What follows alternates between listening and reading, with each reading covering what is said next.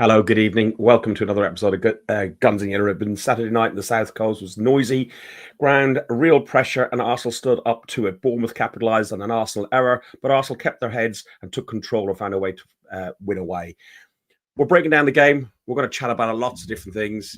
We're also going to have a guest join us about 10 or 15 minutes into the show, the one and only Harry Symeou. Enjoy the show. Welcome to another podcast by Guns and Yellow Ribbons. This is your Arsenal podcast by Arsenal fans for Arsenal fans. Enjoy the show.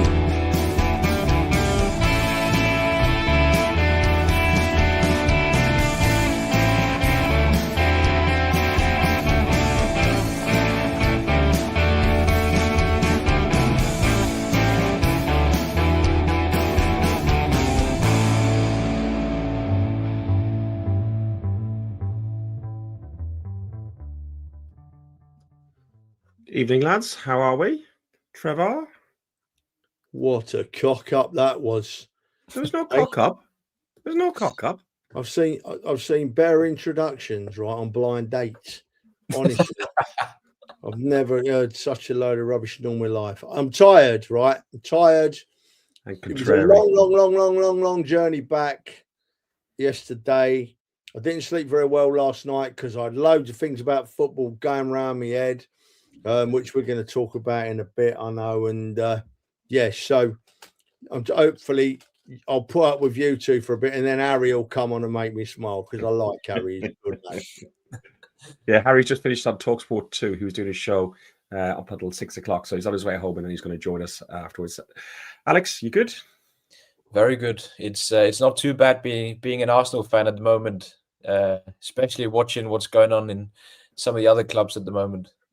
It is quite interesting. Do you remember all those years back, Trevor, when the protests, you were at the protests, I wasn't able to make them, against the European Super League, and Josh Kroenke, I ended up being on a meeting with Josh Kroenke and some of the other supporters associations, our forum, and we just asked them to back us. We didn't trust them. We were very, very suspicious of the Kroenkes. Come on, let's address it properly, Fergus. You weren't at the demonstrations because you're not a real fan. You know what I mean? Can't be. You're in one of those moods today, aren't you? Jesus Christ! You know, some of us are committed to our great club, right?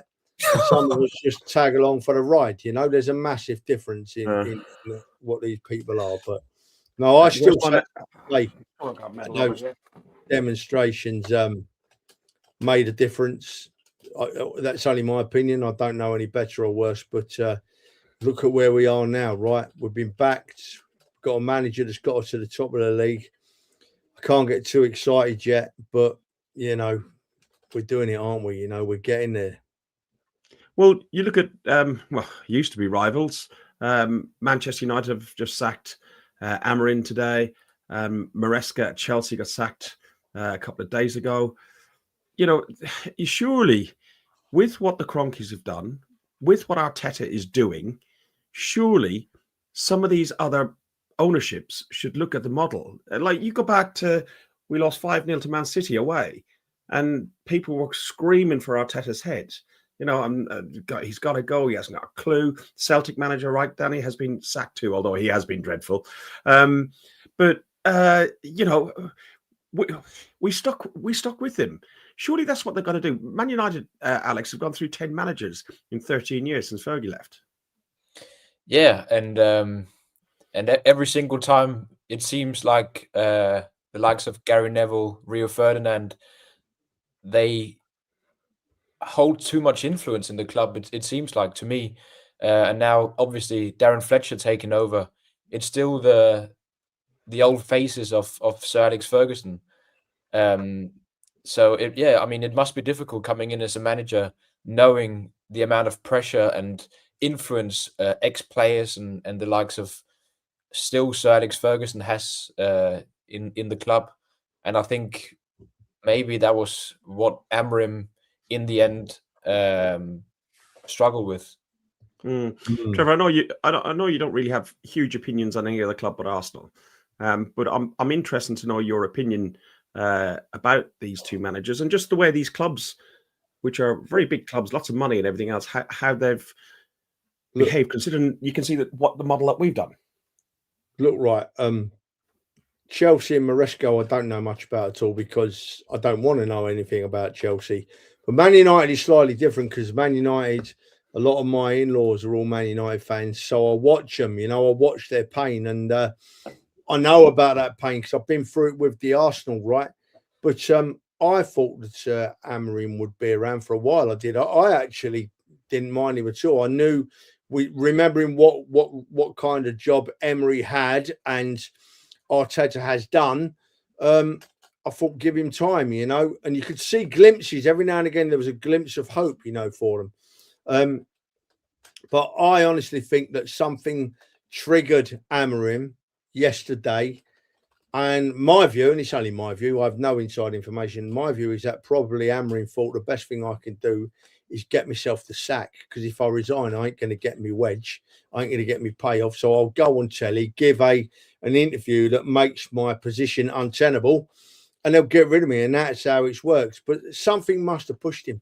Interesting you mentioned Ferguson, boys, in that when Wenger got a push, right? When Wenger went, one of the first things he says was, I'm not going to be around the club for a long while. Not going to be around the club for a long while. And he wasn't, He wasn't. And that must have been helped because maybe Ferguson being around the club, nothing wrong with it. Like, he's a legend of the club.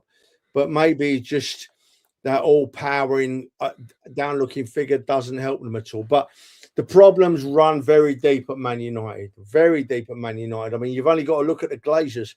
Any owners that will let another company come in and be part owners and take control of the sporting side of the business starts to get much too complicated for me. There's a lots of fingers in a little pie there, and I think whoever goes into Man United next has got an almost impossible job on their hands, apart from the bloke that talks it up every week. He knows everything, right? He knows a lot. He can put his finger on any button and get him playing again. He knows what every problem is. Gary Neville, where are you? Gary Neville, where are you? You talk the talk every week. Come on, get in there and let's see how good you are, eh? And another one who talks a lot of rubbish about United and Arsenal, but he's got the rivalry from back in the 2000s. Is Rio Ferdinand, and Rio Ferdinand reckons Mikel Arteta will consider the job at Man United. Why? He's just spent 6 years dealing with every bit of crap he had to deal with to get us to where we are, and then to walk away to United. Not in a million years. Look, right, Ferdinand's a wind-up merchant. We know that already. He's a wind-up merchant. Says things just to get a bit of a bite, right? And so I just ignore Ferdinand. I don't even listen to him.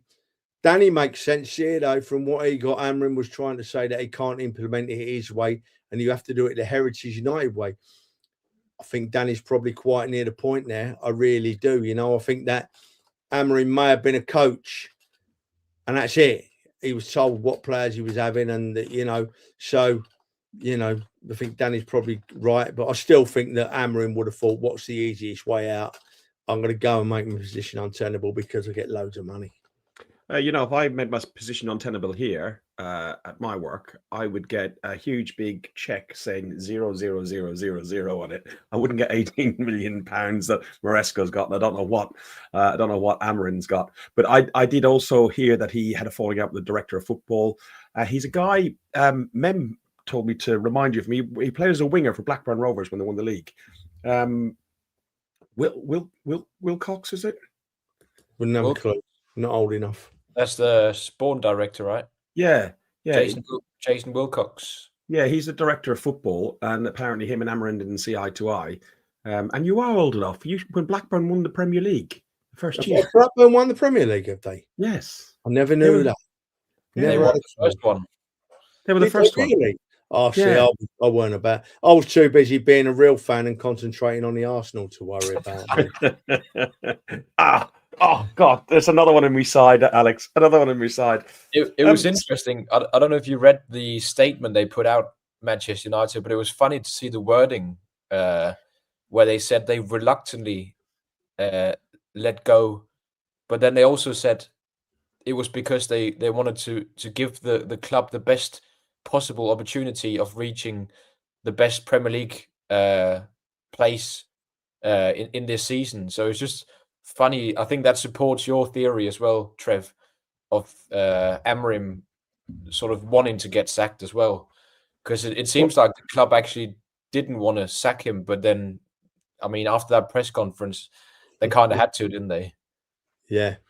Well, Rory, as you know, my brother Rory, he's a Man United fan. I sent a message in the WhatsApp group, just to wind them up and everything else. And he came back and said it was inevitable after his rant, a poor decision in reality. He hasn't had a full season, lots of injuries and players away, clear gaps in the squad that were not going to get closed by the board. So he ranted. Now Man United have no manager, a half-built squad, forced on a style of play that no other manager will adapt, wasted millions plus a massive payoff. It's just huge, isn't it? Like what they've done, because he has changed the style of football. Be interesting to see. Your question. Yeah, but that's why they brought him in. Is it is an Arsenal podcast? Oh, right. It is an Arsenal. When are we moving on to the Arsenal then? Well, I was trying because Harry said he was going to be in about 3 or 4 minutes. We discussed this. We thought we'd talk about a slightly broader topic. All right, if you want to talk broader, then I'll tell you what. Talking to managers, Thomas Frank's after game interview yesterday, the bloke looked like he was sick. He looked poorly. He's got big bags under a bloke that used to be bouncy. Yeah, got big bags under his eyes. He looks pale. You know what I mean? He's been Tottenhamized. He needs to get out before it finishes him. I'm telling you. I went out yesterday afternoon and I didn't realise the 3 o'clocks were on and the Tottenham game was on in my local pub. And I realised, looked to my left and looked to my right and looked in front of me. And I realised I was the only gooner sitting among all these Tottenham fans. And I went, I feel unclean. I had to walk up to the bar and get away from it. It was a good weekend of football, wasn't it? With that late equaliser at Fulham as well. Yes. And the late equaliser for Chelsea as well. So also that as well, yeah. Did you see Slot? Did you see Slot walking off down the line after that goal? Yeah. Like this, shaking his head like no one's allowed to score against them. You know what I mean? Like no one's allowed to score against me. I'm going to walk off and shake my head. Come on, it was a blinding goal, an absolutely blinding goal. That's why I've got a lot of time for what's his name? Who was a Celtic manager? What was his name? Who was at Leicester? Who was at Leicester? Oh, Brendan Rodgers. Brendan Rodgers, because when Ramsdale made that save at Leicester 2 or 3, 4 seasons ago, whatever it was, Brendan Rodgers actually stood there and applauded. And for a manager of the opposition to do that went right up in my estimation. Don't walk around the pitch giving it like, no, you're not allowed to score. That's not my fault you've scored. What's going on? Come on. That's goal of the season already, isn't it? Close the vote down. Don't bother having the sports personality of the year. Don't bother with goal of the season. Don't bother with goal of the months anymore. Just give the young lad at Fulham the trophy and let's move on. You ain't going to see a better one than that. Do you know who the last 2 managers to win manager of the month is? Yeah, both got sacked, haven't they? Maresca and Amorim.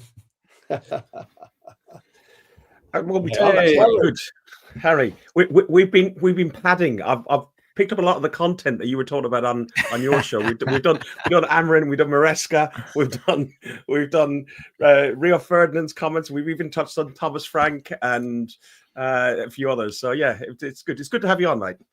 Thanks for having me, guys. Sorry, I'm a little bit late. It's fine. The trains are rubbish at the best of times, aren't they? So yeah, luckily it was all running on time today, but my train gets me in just before 7. So I've quickly had a jog round from the station. I've come into my little office. I thought it was going to be freezing, but my wife very kindly came and put the heating on for me half an hour ago. So we're all good. We're all good. Well, happy New Year to you as well. And you guys, and you, happy New Year to you all. Harry, listen. Harry, go on. Just keep talking. I love that commentator's voice, yours, mate. Just keep talking. I'm listening. I'm not saying no more. I think you done one recently. You released the footage of, I can't remember, it was one at the Emirates, and there was a goal, and I was nearly going to comment in the socials. Who needs Peter Drury when we got Harry Symeou? I'll tell you what, though, the worst thing is when you catch a bit of a cold. And I've just sort of come off the back of that, and you get that thing where your throat tingles every time you talk, and you're trying to like avoid coughing on the microphone. But I think I've come out the back end of it now, so we're all good. We'll be all right for a bit now, hopefully. Good. Harry, we're gonna try to look at the Bournemouth game, the game that we played on Saturday. I've got a couple of bits and pieces that we're going to go through. I suppose, Trevor, it's a tough place to go to, isn't it? Bournemouth. It's such a small, intimate ground. Should it really be a Premier League ground? Look, right, we've had some real bad results at Bournemouth, and we always have a battle on our hands at Bournemouth, you know. And that was the case on Saturday. I likened it to you talking earlier, Fergus. It's like going to a second division team in the third round of the FA Cup away. You know, their fans are right on top of the pitch, and they're screaming, they cheer, and they shout. And we had a game on our hands. But if I'm honest, if you can take us into detail, but if I'm honest, I never thought we'd lose the game. Honestly, didn't. We just looked. I know it was close. I know we came under pressure. I know Gabriel gave the ball away. We'll talk about all them things. But generalising, after the first 15, 20 minutes of looking at the levels of the two sides, no disrespect to Bournemouth meant at all. I knew we wouldn't lose the game. I just thought we were better. Yeah, I must admit at half time, a couple of people in the pub were moaning, and I went, "Really?" I said, "You know, we gifted them a goal, but other than that, what did Bournemouth really do? They played good football and did try, and they tried some funny tactics, which we'll talk about as well. I thought, as you said, I didn't feel at any stage under a huge amount of pressure until maybe later in the game. Let's talk about the lineups. Alex, there was some changes in the lineups. Martinelli, Rice, and Madueke started. It was good to see some rotation. It was, yeah. I think just being able to have a proper cover for Saka is huge, especially as we go into this pivotal second part of the season. But yeah, I mean, now since December, Saka has started 5 games and Madueke 4. So I think that's huge for Saka finally to be able to rest him for games. And I mean, he's a really good option to have, Madueke. I thought he was fantastic. And then also Rice being back was, I don't think a lot of us expected him to be back after the Villa game he missed. I mean, myself at least, I thought he was going to get another rest and then be properly ready for Liverpool. But yeah, luckily he was back and fit and ready. And yeah, he was amazing. And then Martinelli instead of Trossard as well. I mean, good option to have. And yeah, just nice to be able to rest some of the players with the amount of fixtures we've got at the moment. Harry, it'd be interesting to have your thoughts on the depth of the squad that we've got now, and you know, is that going to be the key factor that hopefully will get us across the line in one or two areas this season? Yeah, I think I've said sort of most of the season that the depth is there. The difficulty is finding that right balance and rotating at the right times and in the right scenarios and picking the right horses for the right courses, basically. And I think that so far, Mikel's done a really good job of that this season. You know, the Villa game at home, I don't know about you guys, when I heard that Rice was out, I felt a little bit deflated. And then I arrived at Emirates Stadium and I sort of had to I almost had to shake it off a little bit and say, no, hold on, this team is still good enough to win here. And I think it's about changing our mindset as supporters as well, to trust in the ability that we now have to rotate and shake it up a little bit. Because in the past, that wasn't there. And so it's natural that when you do see changes, when you hear of key players missing, that you worry a little bit and that you're a little bit concerned. But ultimately, we've had players missing all season. And we've still found a way to put together a really nice points tally at the halfway stage to put ourselves in a position where we're now 6 points clear.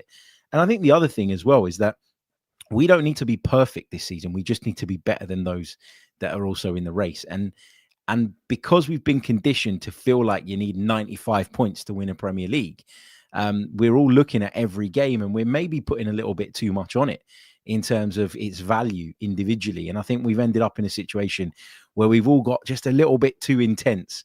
And, you know, we were feeling that in December. The title race lasts until May. So I think sometimes we have to just pause and check ourselves and look at the bigger picture. In terms of the team against Bournemouth, he made more changes than I expected, if I'm being honest. I thought Saka would play, but there was an interesting stat pointed out today. I'm not sure if you guys saw it, that Saka, I think it was since the start of December, has not played 3 times in a week from the start. So clearly there's something in that. There's something that they're looking at and thinking, we've got to protect this guy. We can't run him into the ground. So I think he plays 2, then he doesn't start, plays 2, then he doesn't start. And that seems to be the pattern that we're using to manage him as best as possible. On the left-hand side, whether it's Trossard or Martinelli, I don't think Martinelli played particularly well at Bournemouth, but nobody's really too fussed because Martinelli's having overall a good season. You look in the midfield, I think we've had troubles at times balancing the midfield. You know, Marino in the midfield is just different to Rice. And so you have to play in a slightly different way. And I think if you go back to the Villa game in the first 15 or so minutes, we really struggled with that. And we had to sort of reset and find a way of stopping Villa cutting through us the way they were. So it's about adjusting. It's about protecting people, managing people. And I think ultimately, whether we win the title or not, and I'm not normally that guy that goes, it's all on the manager, because obviously there are things that the players do and that are within the players' remit and control. But I feel like more than any other season previously, the difference between Arteta getting the balance right and not getting the balance right is going to be the difference. So I think we need to get behind him, support him. So far, so good. I think he's done a wonderful job in navigating us through some difficult times already this year. And before Trevor comes back in, because on this, I'm sure we'll want to have a chat. Symeou starting for Bournemouth, considering that everyone thinks he's an Arsenal fan. He was linked heavily to Arsenal, but in the summer. But it looks like January he'll be going to City. I got really spooked by seeing that. I thought he's going to get the winner, and then he's going to get the winner up at the Etihad or something like that, you know.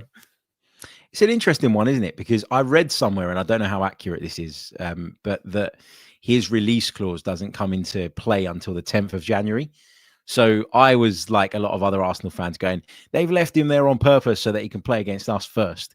But I think there is something in that release clause that doesn't activate it until the 10th of January, based on a report that I read. I can't confirm that it's 100% accurate, but that does make sense.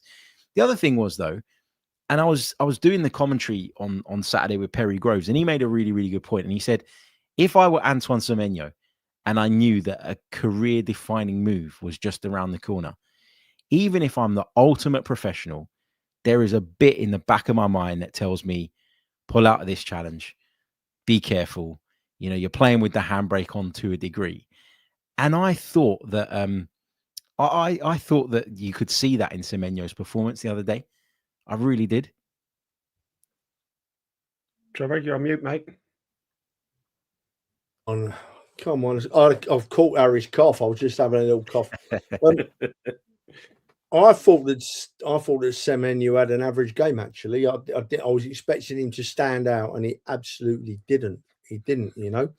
But I just think that for me, I know I like to see playing normally, but when I go to a game now, I've got like 15, 16 players' names in my head, and I genuinely don't mind who I see come on the pitch.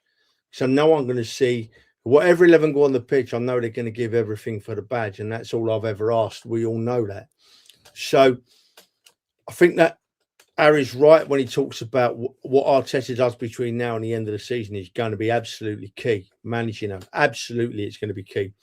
What we've got to remember is now Arteta's now got 5 years more managerial experience under his belt, you know, than he had. There's a lot more tricks up his sleeve than we might give Mikel Arteta credit for. And I trust him implicitly. I trust Mikel Arteta. I genuinely do. So, and then we talked about, you just mentioned transfers, right? Now, someone that I talk to quite regularly who drops me little snippets now and again told me that they wouldn't be surprised if we actually did buy someone in January, and that we've got 100 million in the bank that wouldn't break financial fair play, Harry. So maybe Semenyo is going to be an Eze. Maybe we're going to blink and he's going to be here, you know? I'll be honest. Sorry, guys. Sorry. Go. You go. I was just going to say, I've heard a lot of people saying stuff like that. Like, you know, we are, you know, looking for someone in January, and, you know, Arteta said something like, you know, we're active. We've got our ear to the ground. We're going to, you know, see what's going on and what's happening. But the feeling I get when I've asked the question, and granted, the club are not going to come out and say, yes, we're going to sign X, Y, Z. But the feeling I get is that it would be one of those things where if an opportunity presents itself and we evaluate it and genuinely think that it makes a difference to our chances, then they'll do it. But I don't think there's a plan to actively go and sign like X player or Y player at this stage. That might change. It's a long window. It's a long month. And, you know, you can pick up 2-3 injuries and all of a sudden you look thin in an area and there's a need to go out and do a bit of business. But as far as I understand it, and this is just from me asking the question, and to be clear, there's people that have got much better sources and are much more tuned in than I am. But I don't get the impression that they are actively pursuing any one player at this stage. Yeah. If we go and look at the game, Gabriel's redemption, we've got this under. So at nine minutes into the game, Gabriel makes a misplaced pass into the path of a Nielsen. I'm great with these pronunciations. I'd make a great commentator, wouldn't I? It'd take me about 4 hours to do it. But, you know, listen, I think what he was trying to do, Sky done some good punditry on this, where whoever was doing the stuff in the studio afterwards said it looked like Timber was trying to give him a pass. Raya went out to give him an option as well, hence why Raya wasn't in the goal. And he just didn't make the right contact, Alex, with the ball. And, you know, if Evan Nielsen doesn't score that, he should just go home, shouldn't he? Yeah, I mean, that was an easy goal for him. But I do think Bournemouth gave us a bit of a problem, especially when building up and passing out to Gabriel. I think it was Rice who said it as well in his post-match interview that they sort of swarmed us every time we passed it out to Gabriel in that initial build-up. But yeah, that was just unfortunate. I think it did look like he was trying to pass it across to either Saliba or Timber and just didn't make the right contact. But I loved the reaction straight away from both the players and also the fans as well. Started singing his name. And yeah, you could just see the players, they didn't look too worried. And it felt like they knew that if they just got on with it, they'd win the game. And yeah, that gave me a sort of a good feeling about the mentality of the players on the pitch as well. Like Trev said, I never sort of felt like we were going to lose the game, even after going down in that fashion. Trev, you were in the stands, and what was the thoughts and how the fans reacted? You could hear clear on the TV. You Fallen Of came within seconds, and then the whole team galvanized, and Gabby just went, and he was like a dog with a bone, trying to make amends. Look, right. I mean, the way I saw it from the stands, Gabby didn't look for me. I mean, I've not watched it back closely. He just didn't look and put it across the goal. But do you know what? The away fans, like you just said, Fergus, they were magnificent. They knew that he would be feeling down, right? And us fans that go to these away trips, all the fans of all the different teams, we're all biased, right? I'll say the Arsenal fans are the best, and these fans will say they're the best, the Chelsea fans will say they're the best. We're all biased, right? But one thing I can say for a fact, right, is that it actually sent a shiver down my spine the way they immediately, to a man in that stand, 1,100 or however many of us there was, started singing for Gabriel. And I'm sure I saw him lift again. You know, I was just so proud of the Arsenal fans. They didn't let him down. There was no oohs or ahs or worries. I didn't even hear a comment about Gabriel in the stand. They just started singing and got behind him and lifted him again. I was so proud of our fans for doing that. But it's easy to do because Gabriel, he wears his heart on his sleeve, doesn't he? You know, we'll always back him. Harry, what did you make of the goal and how Gabriel? Sorry, I've gone on the wrong screen for a second. How Gabriel seems to just score all the time, like and the difference in the team when he's playing, like, you know, even from set pieces or from shots outside the box, he has a huge impact on the team overall, more than just his passion. Yeah, I can't remember an Arsenal defender that was ever so impactful in both boxes. Like, don't get me wrong, we've had some great defenders in the past, and they could get on the end of a set piece and make things happen. But I can't think of anybody who's done it as consistently as Gabriel does. And actually, when you watch that goal back again, particularly from the reverse angle, the technique on his finish is incredible. The way he sort of cuts through the ball really cleanly is the key to the goal there, because it helps him keep it inside that near post. He doesn't skew it wide because the contact is nice and pure. And the power on it just beats everyone in its way. And I think, he deserves immense credit for bouncing back so quickly. And I think it was really good for him because it meant that he could just park that mistake. He's the kind of guy that, he's mentally very, very strong, obviously, but he's the kind of guy that cares so much that it might have played a part, in his thinking. And if you go back to the Villa game, I didn't think he looked at his absolute best because he just returned from a long-term out. And then again, at the start of this game, I thought he looked a little bit shaky at certain points, which is out of character for him. But to have that mistake on top of not being at your best, it could have weighed heavy on him. And I think to go down the other end and do what he did as quickly was massive. It's a testament to him, but it also sort of saved him from sort of feeling sorry for himself as the game went on. And it allowed him to just refocus, reset, go again, 0-0 as if it never happened. I do think that goal was a consequence, though, of Arsenal trying to play through a press from the very beginning of that game, and it wasn't working. And where my frustration was when we got to halftime was not with the chances we'd created or with the fact that we were level. My frustration was it's so obvious that Bournemouth are pressing us really aggressively and really well. Where's the variety to what we're doing? David Raya can pick out a pass in the opposition half. Our centre-backs can go long. Victor Gyökeres is up front. Noni Madueke can win his duels on the right. Martinelli can win a race on the left if you drop it in behind the fullback. I just felt that goal, and I know it was only 10 minutes in, but it was coming. It was coming because we'd constantly struggled to play out from the back. We didn't have that sharpness and that accuracy in our passing.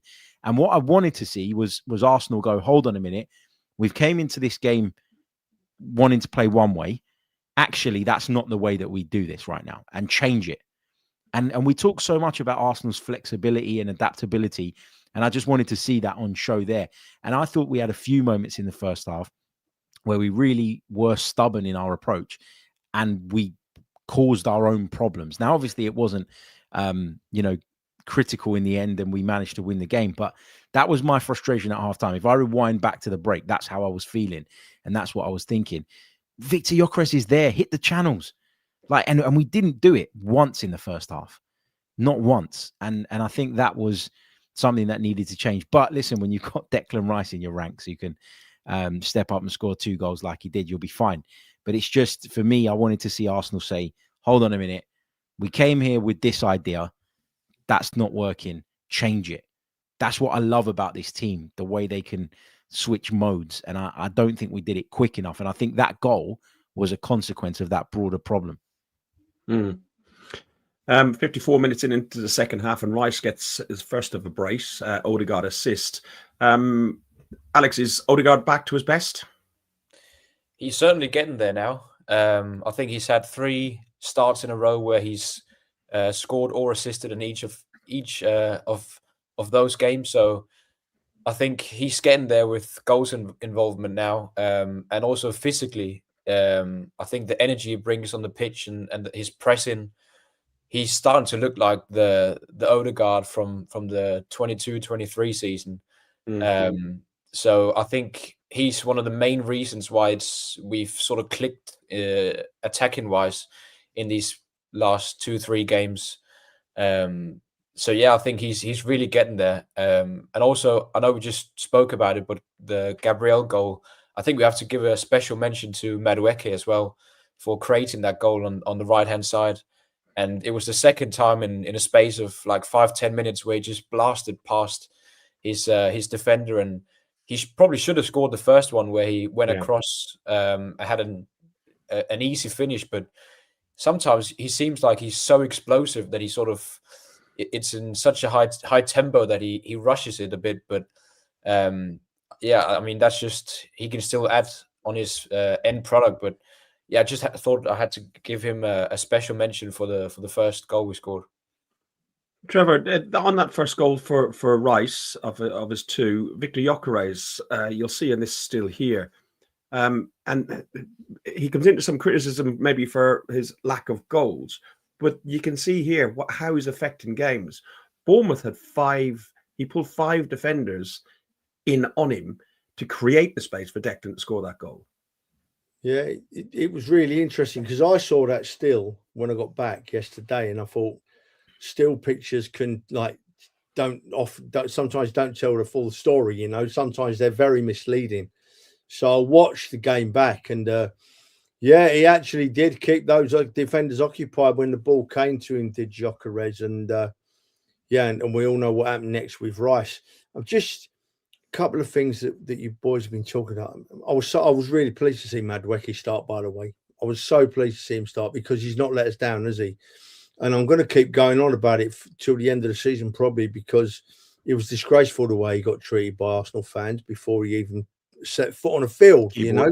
Keyboard warriors, more like. Yeah, and so I'm really pleased to see him doing really well, and he absolutely played his part. You know, he was on the field for 66 minutes, and then when he goes off, you bring in Saka on. That's levels. You know, that's levels. As for Gyökeres, it's the only player. I wouldn't say there's unrest in the ranks. I wouldn't say that there's anyone angry, but there is a difference of opinion between people. You know, people are saying maybe he's not up to the level that we need. Other people are saying, but look at what he's doing. Look how he made Rice's goal, you know. So, yeah, I'm desperate to see Gyökeres be successful at the Arsenal. I think that his effort levels are off the scale, and we saw what he can do with the first goal. Yeah, so I'm in his camp at the moment, Gyökeres. We keep winning games. We keep playing well. And Gyökeres is starting every game since he's come back from injury. So, yeah, long may it go on for me. And I hope he puts the ball in the net very soon because I want to see him scoring. Harry, what's your thoughts on Victor Gyökeres? I know you've done a few pieces on the Chronicles of the Gooner. You've done a few chats about Gyökeres. What's your overall feeling? And if you would give him his first half of the season a score out of 10, where would you be putting it? So I'd be lying if I said I haven't been a bit underwhelmed by him, based on expectation when he came in versus what we've seen. That doesn't mean I'm writing him off or that I'm not behind him. As long as he's wearing that Arsenal shirt, I want him to do the business. I want him to do well. And we're going to back him, right? I think that generally speaking, we're having to look too hard for the good things that Victor Gyökeres does. And that worries me a little bit. You know, it's not just about goals for me. People will point to the goals and say, well, there should have been more goals. I always thought, and I said this from day one, that 40-odd goals that he'd scored in Portugal was never going to translate to even half in the Premier League. Okay, different league, different standard. So people that were sitting there going, he's going to get 30 goals, and if he gets anything less than that, he's a failure. That's ridiculous. You were setting the bar way too high. But my frustration with Victor Gyökeres has been some of the technical stuff. I don't always think his first touch is great. I think some of his runs are into cul-de-sacs. I think sometimes he hesitates before making a run, which if you're the guy in possession and you look up, you want to see the forward making a run that convinces you to play the pass. The minute there's that little bit of hesitation, you don't want to give the ball away. So you put your foot on it and the door closes to play that particular pass. So when people were saying we're not feeding him, we're not giving him the service, I kind of got that to a degree because it's a big adjustment for Arsenal going from playing with false nines for years to now playing with an out-and-out nine. It's an adjustment for everybody. And so I could see it to a degree, but I was also reluctant to say it's just the service because I don't think when he has had opportunities, he's always been clinical enough. I don't think when he has had the opportunity to bring the ball under control in a tight space, he's always been good enough in that sense. I guess for me, if Victor Gyökeres scores a handful more of important goals between now and the end of the season and we get over the line, nobody's going to care. And that'll be enough. You know, but I think what we have to do, and this is the only way the Gyökeres scrutiny is going to die down a little bit, is what we have to do is accept that he's not the option, he's an option up front for us. Because I'm pretty confident that had Kai Havertz been available, Kai will be playing ahead of him. And I think when Kai Havertz gets back to fitness, there's a good chance that changes.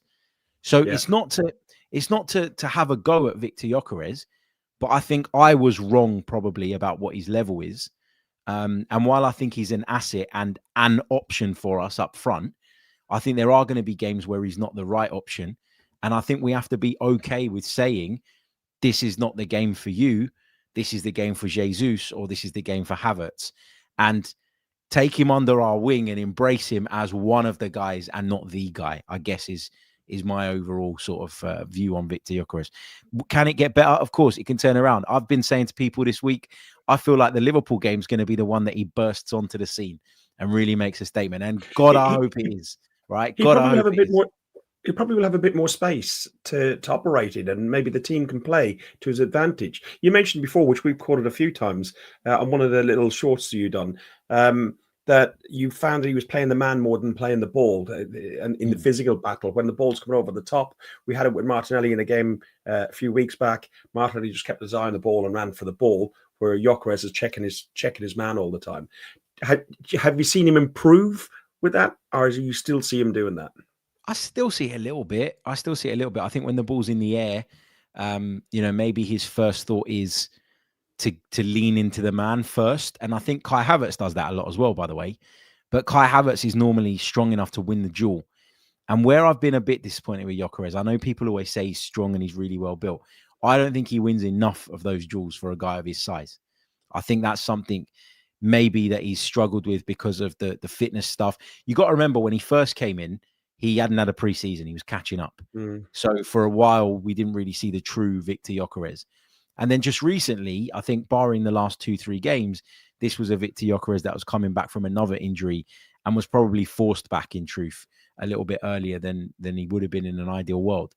So I'm willing to cut him some slack on that.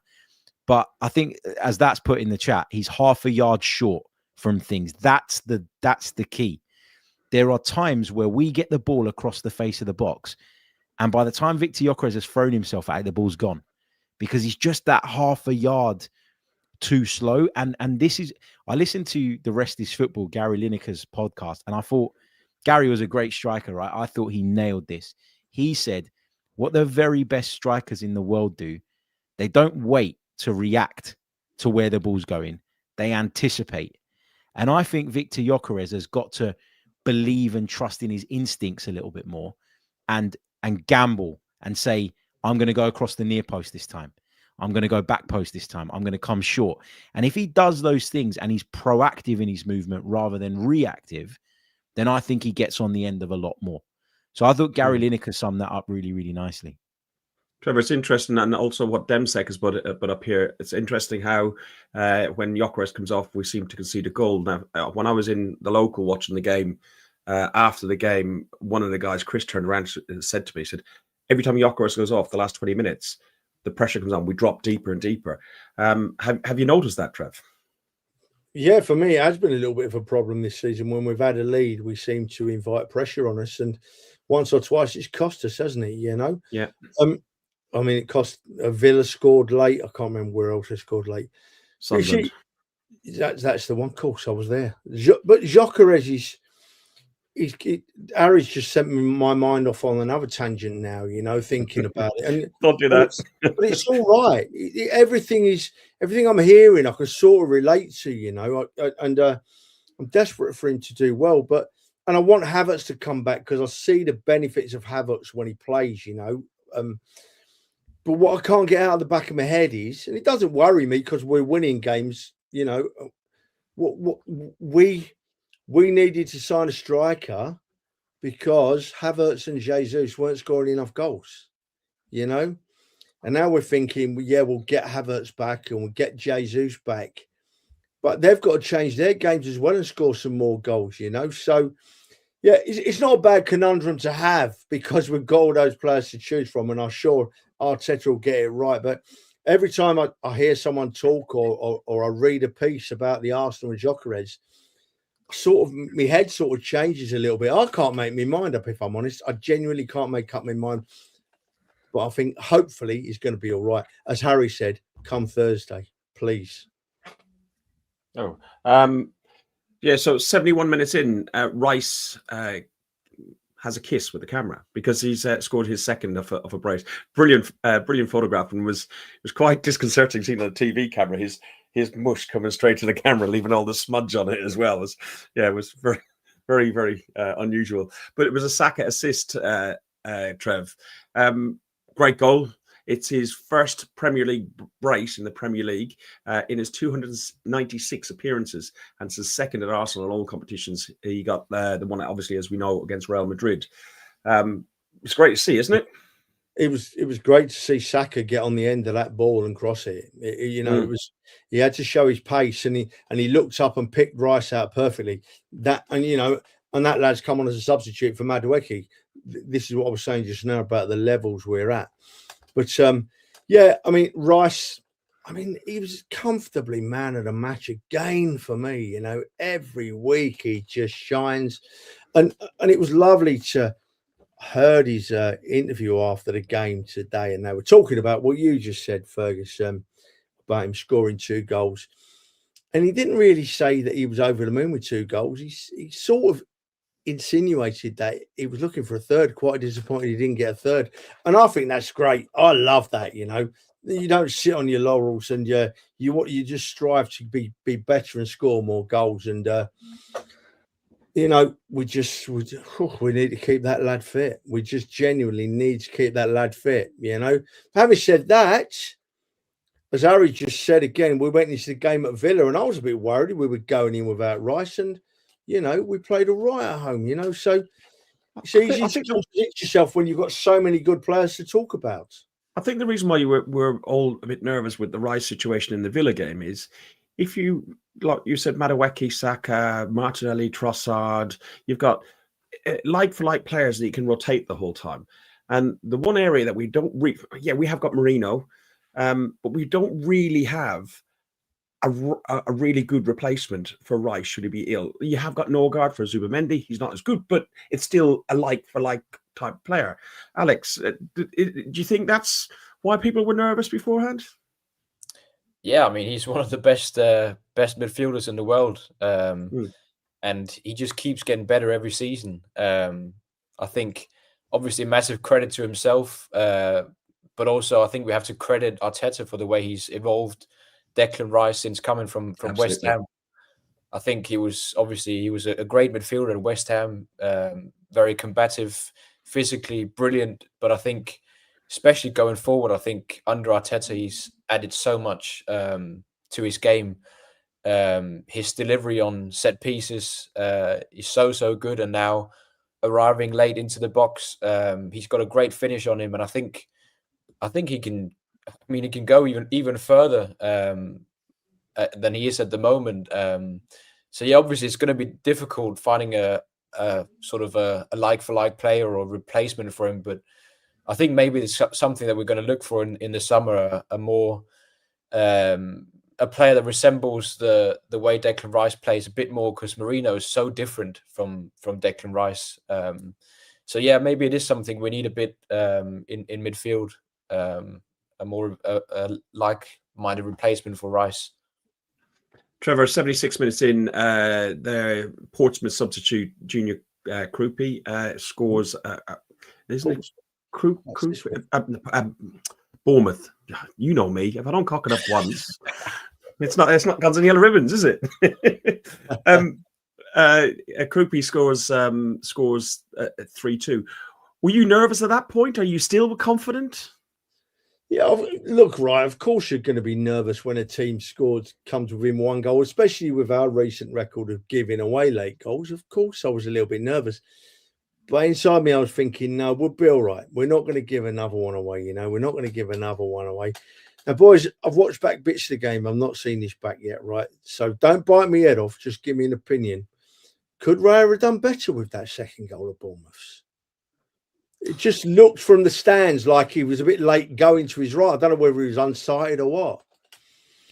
I felt that at the time, Trev, when I watched it in real time. I looked at it and I thought, has that gone through him a little bit? But actually, when you watch it back, I feel like it's, do you remember how David Luiz used to take free kicks where he used to hit this particular sweet spot on the ball and it just flies like mad and there's nothing you can do about it? It was one of those from Kroupy, but I get where you're coming from, because when I was commentating on the game, I was almost got about, like, I nearly said, could David Raya have done better than with that? And thankfully, the replay come up before I said that, and I was able to kind of just stand down and not go for him. So yeah, I get where you're coming from, though. Yeah. Did you feel any nervousness in the ground then, Harry? Because you're not sitting with the fans, you're sitting in the media area, so you get a different sort of feel. Bournemouth, their support, which is loud anyway, they never stopped all game. They really turned up the volume at that point. Yeah, no, I'll be honest with you. It's one of those where, because you're an Arsenal fan, you feel the nervousness. Yeah. You feel the jeopardy. But I often find that when I go home and watch the game back, I look at it and I go, well, there was nothing to worry about. And that's the truth. Kroupy scores, but after that, Bournemouth do nothing. Nothing. David Raya doesn't have to make a save of any note. And I think we've got to just trust this team that they can see games out, particularly when they're 2 goals to the good. And yeah, it's one of those things. The emotion takes over and it grips you in the moment. But once you watch it back, you look at it and you go, well, what moment was there really when we were riding our luck or anything? So I guess for me, it's hard to say, because I'm much more nervous when I'm not commentating, I have to say. Because when I'm commentating, I'm really focused on the game. And I'm focused on it in a different way. I'm still a fan. You've probably all heard me screaming at certain points. Like, I still lose my head when a big moment happens. But I do try and stay a little bit more grounded in the general play. And so I probably found it easier because I was working than I would have done if I was in the away end. Fergus, Harry, I've got a question written down here for you, right? And I'm going to ask you it now because you've set it up absolutely perfectly, right? Cool. Let me give you a little scenario, Harry, right? We're away at Palace, right? Last game of the season, we need to win. And you're doing the commentating. And in the last minute, we pop up with a winner to win the game, win us the league. What does Harry say? Screams at the top of his voice. Screams at the top of his voice, yeah. Also, it depends who I'm working for as well. So, like, if I'm doing it for Arsenal, so I was doing the Bournemouth game for Arsenal on Saturday, you've got that extra license, haven't you? Because it's the club's channel to go a little bit bigger. When I'm on BBC London, I can go a little bit bigger as long as Arsenal are not playing another London club, because there is a London bias, right? So, yeah, so it's fine. But Palace would be another London club. I'd suspect that if it was that scenario, they wouldn't put me as the main commentator. They'd have me there as a side piece, I think, to make sure that I don't make it too biased for the Palace fans listening in. But it's one of those things that you can't plan what you're going to say. Like, I see sometimes you hear these amazing lines and you think that they're scripted. And I would say that most commentators only script their intro, like as the players walk out. That bit there is probably scripted a lot of the time. But once the game starts, you don't know what's going to happen. You can't plan or prepare for every possible scenario. So it just comes out, doesn't it? It's just emotion. It's just whatever takes over. Cool. But it's just really interesting to see how you are. Said Peter Drury, who does all the really famous ones as well. How you can get these words through your head and out of your mouth, and to make such a sort of passionate statement. I'd struggle, wouldn't I? It's like maybe more refreshing for you than most of us, pal. You know what I mean? Yeah. You make a lot of mistakes first.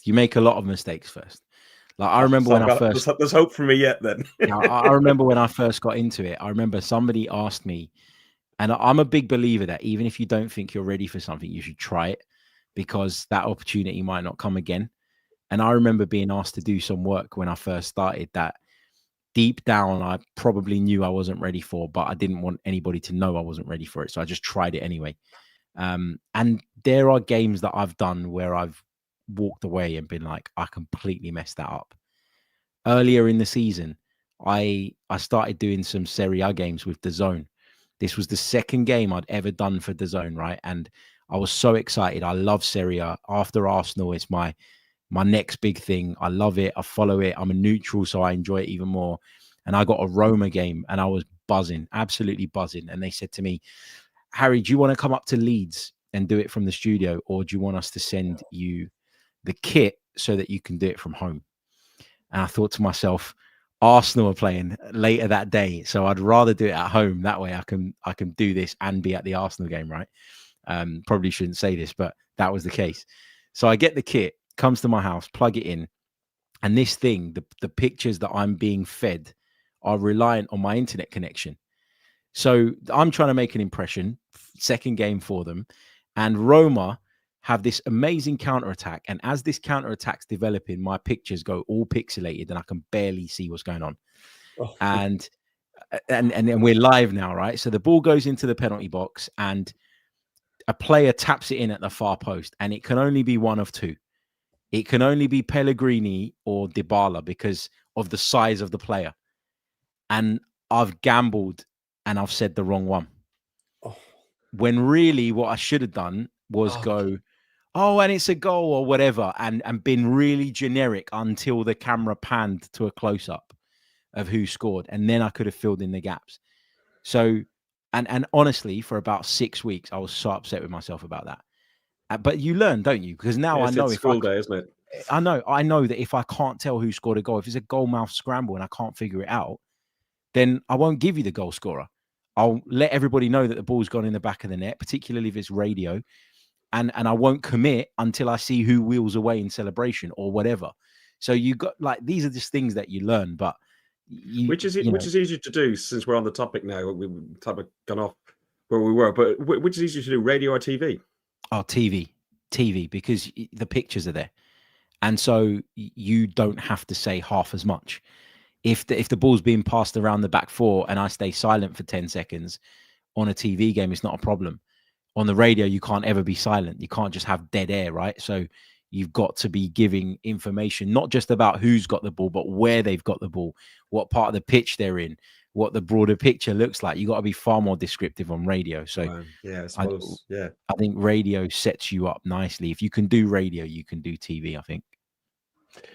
Quickly, just getting back to the game, there was a couple of incidents in the dying minutes of the game, which Trevor didn't see until afterwards, and they're absolutely shocking. And if they're not in the referee's report, my feelings are that there should be retrospective action taken against players deliberately fouling in this way. The first one is Jesus, where his leg is pulled, and the second one is Adil,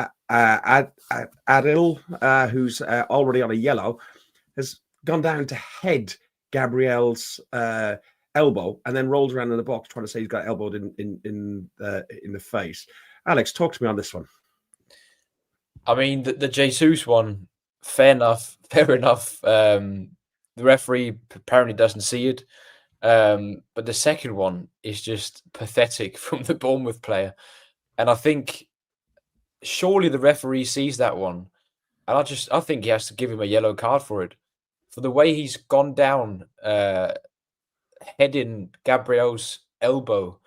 I don't remember seeing anything like it for a long, long time. So, I mean, I'm glad it didn't work out. But, I mean, we are in the VAR era. So how would it ever work doing something like that? So, yeah, I mean, just pathetic from the Bournemouth player. Trevor, as John Matthews says, it's just unbelievable, pure cheating, heading into Gabby's elbow. You were quite incensed about when you tweeted this morning. I saw the Gabby incident because that was right in front of us. The Jesus incident was right in front of us, and it was like a rugby tackle. Reminded me of when I played rugby. And what didn't help was about 5 seconds, the ball went up the field about 10 yards, and 5 seconds later, the ref gave Bournemouth a free kick, which incensed the Arsenal fans. There was real anger. But then I didn't, obviously I'm down the other end of the ground, so I didn't see that young lad dive into the back of Gabriel's elbow until I got home. And I just found it astonishing. I mean, I went to my first game, as everybody knows, 50 odd years ago, and I've seen some cheating and I've seen some diving and I've seen all sorts, time wasting, whatever. I've never seen that before. I'd be interested to know if anybody can put me right. I've never seen a player actually dive into the back of an elbow and then actually feign injury like that, like he's been shot. Honestly, I was speechless. But do you know what made me even more speechless, right? Harry, you don't have to comment on this, mate. But I watched Match of the Day because I wanted to see the highlights. I wanted to see that incident because I thought, wow, that's really standout. that's the first time ever, maybe in the history of the Premier League, that a player has tried to do that. You know, it's that unique. And they never even mentioned it. And I was really disappointed, because my view is that if the people that have got the voice don't call out those incidents, then the players are going to keep doing them, you know, and it's going to get worse. And then we're going to find ourselves with another trait that ruins the spectatorship of our great sport, you know. So I was really disappointed they didn't call it out. And I had to watch it back again. I had to go and find another feed and watch it back again just to make sure I hadn't seen it wrong. But yeah, I just couldn't believe what I saw. How did you commentate it, Harry? In the first instance, I couldn't tell what happened. I think I said something like, "There's a coming together between Gabriel and Adli."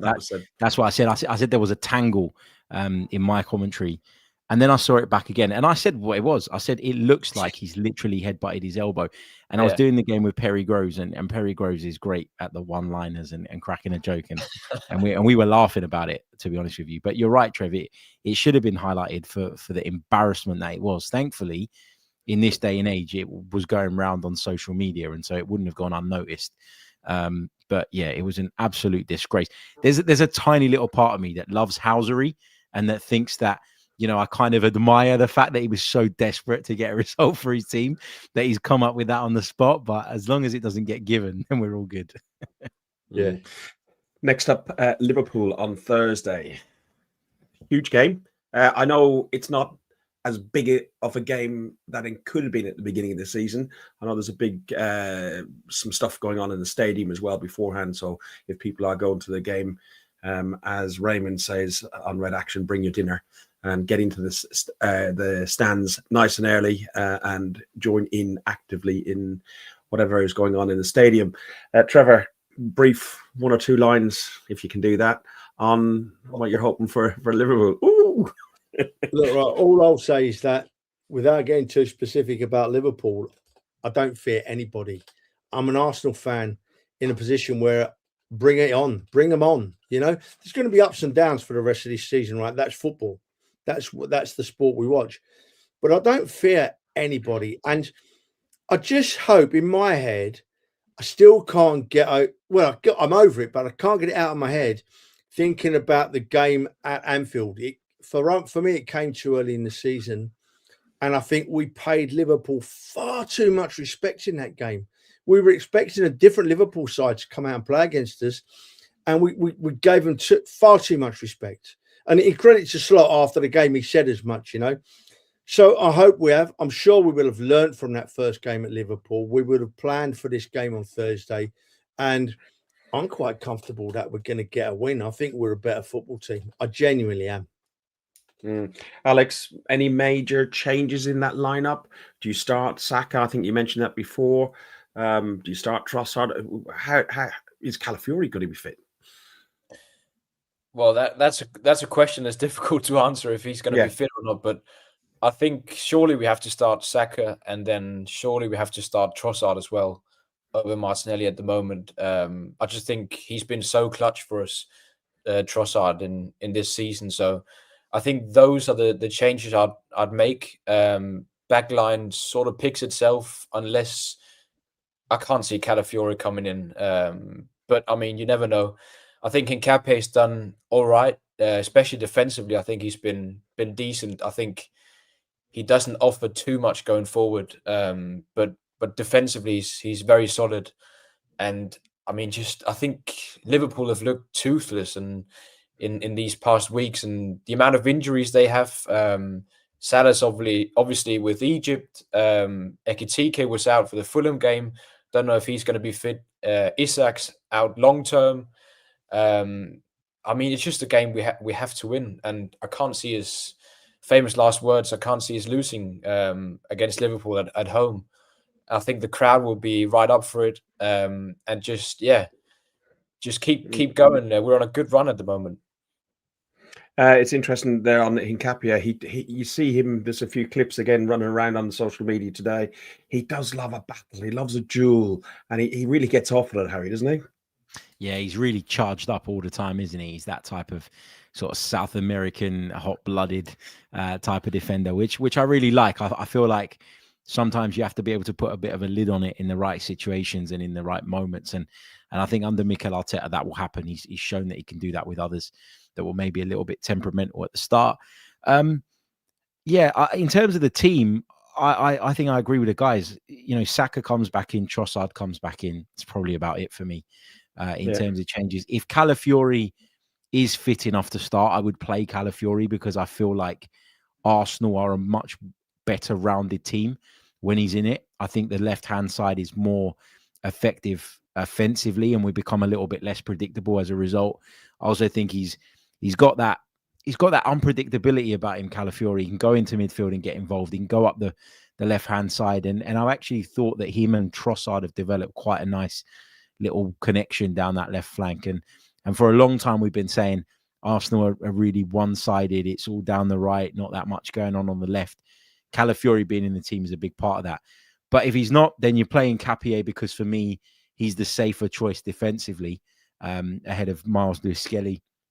And that's the way you go. But Trev's bang on. Like, go to the game, be up for it, get behind the team, because I'm not saying that the title race could ever be over in January. But if you can beat Liverpool off the back of the recent results and the points that City have dropped, that to me is a big statement. And it's another big psychological step that we'd be taking. Because if you're Manchester City and you're looking at our remaining games, there aren't that many. Now, listen, it's the Premier League and anything can happen, but there aren't that many that as a rival fan you would look at and go, they're going to drop points there. Liverpool, whether it's home or away, is a game that your rivals will look at and think, that's one we need them to slip up in. And I just think every time we come through these challenges, these games that the rest of the world are expecting us to slip up in, every time we pass those tests with flying colours, the confidence of the chasing pack erodes just a little bit more. And that's why the game against Liverpool is super significant. Listen, if we're at threat of losing it, then shut up shop and don't lose it. Get out of there, get the point.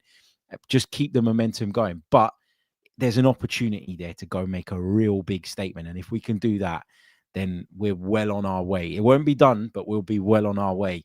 And as everybody else's confidence erodes, ours will grow. And that's really, really important. And we've done a lot of the hard work on the road. Okay, we're going to have teams come to us, but our away fixtures for the remaining of the season are Forest away, Leeds away, Brentford away, 37th in Europe away, Brighton, Wolves, Man City, West Ham, and Crystal Palace. So on paper, and we know football isn't played on paper. On paper, Trevor, that looks pretty. For the want of a better word, easy. No. Ferg, look, I've told you so many times now. Look, and it's the oldest cliche in the book. Yeah. One game at a time. But I'm not. I can't look. We're playing the champions at home on Thursday, mate. You know, this isn't any game. We're playing the champions at home. I can't even look to the FA Cup, Ferg. I genuinely can't, mate. I've got no. If you do make me generalise, mate, I've got no problem with our running. Let me put it that way. Yeah, I think it could be harder, but I'm not looking past Thursday, mate. And Harry's just nailed it there. It's not just about winning a game on Thursday, right? It's about making a statement to the likes of Manchester City and Aston Villa. We forget about Aston Villa, you know, and Chelsea, and we're making a statement if we beat Liverpool. And yeah, I can't get it out of my head, Ferd. I genuinely can't. No, I agree, and I think you worded it better than I did there. It's not the worst run-in you could look at it for away games. So yeah, that's probably the better way to do it. And listen, look, when you compare to where we were with playing the same games last season, after 20 games, we're 15 points better off, turning 5 draws and a loss into wins. It's just the turnaround is absolutely immense, and credit goes to everybody behind the scenes and on the pitch at Arsenal. It's just immense. Brilliant. Guys, we've been on for just an hour and 10 minutes. We always mention Andy's Man Club. It's okay to talk. We're into January. The evenings are dark. all the fun and games are over from Christmas. People got to pay the bills, and it sometimes comes on top for some people. And if you are finding yourself in a place where you're in a storm or you're having problems, you need a chat, reach out to Andy's Man Club. If you go to andysmanclub.co.uk on the internet, type in your postcode and you'll find a meeting. The great thing about it is it means you avoid seeing me on a Monday night because they go from 7 till 9 on a Monday night. Go in, have a cup of tea, chat to them, and they're more than happy to help. Trevor? No, just exactly, Ferg. Just don't keep it all in. Just lighten the load. Talking helps, right? I'm not going to sit here and be all high and mighty and say it solves every problem, because we're all sensible enough to know it doesn't. But by God, it helps. It really helps. And so, yeah, if you need help, talk to someone, Andy's Man Club or anyone, just do it. Just look after yourselves. Harry, were you aware of Andy's Man Club? Because I know they've done some work with TalkSport, haven't they, as well? I'm not. No, I wasn't. But it's a fantastic thing. From what you guys have said, I probably I'll be open about it. I probably for the first time in my life in the last 6 months had a bit of a period where I was struggling to juggle everything and really found it difficult, and found myself with a really short temper and getting angry at things that shouldn't make me angry, and not having that kind of enthusiasm for the things that normally get me sort of going and stuff. And I had to do something very similar where I had to really think about what the problem was and hit a bit of a reset button. And I only got to that conclusion because I spoke to a very good friend of mine about it. So speaking does help, because even if that person is just purely listening and giving you something to bounce your voice off of, that can be the trigger point for fixing and understanding what the problem is. And once you understand what the problem is, then you can take steps to try and improve it. Until you know what it is, if you're sitting there going around in a circle trying to figure out what the issue is, you're not going anywhere, are you? So I wasn't aware of Andy's Man Club, but it sounds like they do amazing work. And I'll just reiterate what you guys have been saying. Like, if things are getting on top of you, do what you can. I know not everything can be fixed, and you can't always solve every problem yourself, but yeah, at least take that step to try and do it. Okay, brilliant. Thank you, Harry. Cheers for sharing that. As Trevor used the phrase, don't take a permanent solution to a temporary situation. Listen, we've had an hour and 11 minutes. Complete Nutrition sponsor the show. They are launching at some point this month. So if you go to Complete Nutrition and go to their socials, or go to completenutrition.co.uk, you can pick up their details.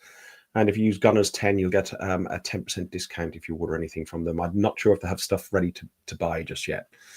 Trevor, anything to add to the end of the show? Not really. I had the cheapest hotel ever in Bournemouth.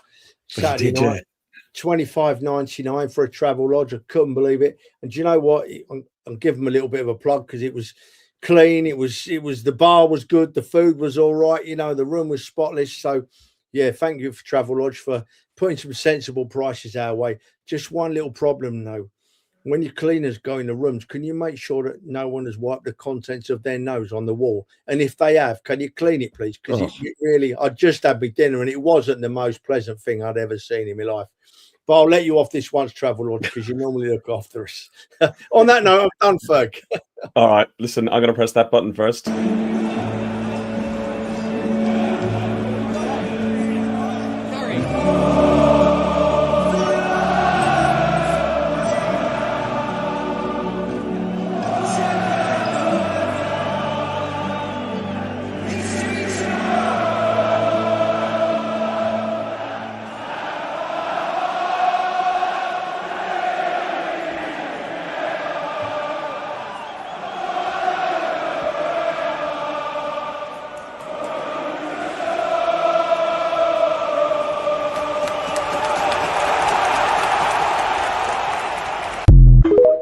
Gives me tingles every time. And when you're in the stadium, it's just unreal. Yeah, it's just brilliant. Harry, not only do we hear you on BBC London, on TalkSport, and on Arsenal, you also run your own podcast. Tell people, if they don't already know, where else they can catch you. Thank you, guys, and thank you for having me. Really, really enjoyed it. And sorry, again, that was a few minutes late. But yeah, check it out, Chronicles of a Gooner.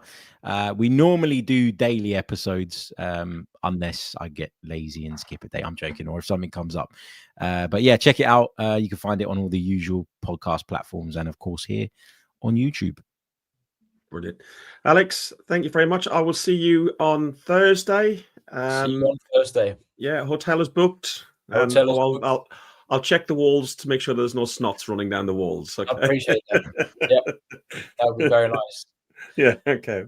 Thank you. Trevor, as always, thanks very much. You didn't annoy me too much tonight. You did try and get under my skin a little bit at the beginning, but, you know, it was all right. I thought what was done very early in the show. I was very happy with my efforts. We were only about 5 minutes in and I could see you turning red. Steam was going down my ears. Sit back, feet up, listen to Harry's dulcet tones. I don't need to talk anymore. I'm done, you know. You have been watching Guns and Yellow Ribbons, an Arsenal podcast by Arsenal fans for Arsenal fans. Thanks very much, everybody. If you do want to go over to our YouTube, please like and subscribe to us. It really helps us out. One last thing to say up the Arsenal. Fuck Spurs. Thanks for listening to Guns and Yellow Ribbons, an Arsenal podcast by Arsenal fans for Arsenal fans.